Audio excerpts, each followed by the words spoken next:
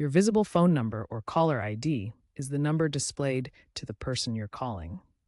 Changing it usually involves requesting a new number from your provider.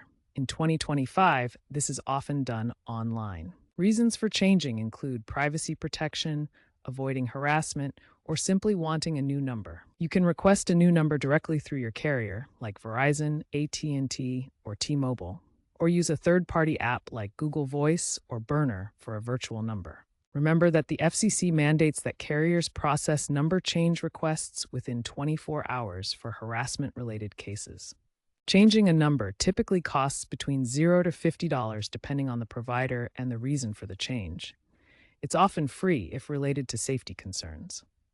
There are two primary ways to request a new visible phone number. First, contact your current carrier through customer service, their app, or website, and select a new number from available options.